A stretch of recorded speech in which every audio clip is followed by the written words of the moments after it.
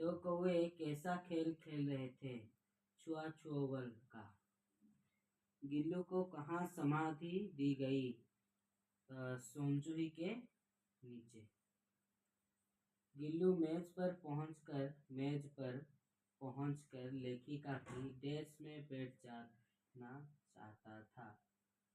थाली में गिल्लू मेज पर पहुंचकर लेखिका के थाली में गिल्लू मेज पर पहुंचकर लेखिका की थाली में बैठ जाना चाहता था।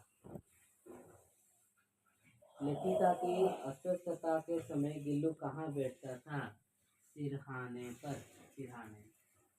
लेखिका के कमरे में किसकी गंध हौले हौले आने लगी, नीम चमेली की। लेखिका के कमरे में किसकी गंध हौले हौले आने लगी, नीम चमेली की गंध हौले हौले आने लगी। पाट दो जो लास्ट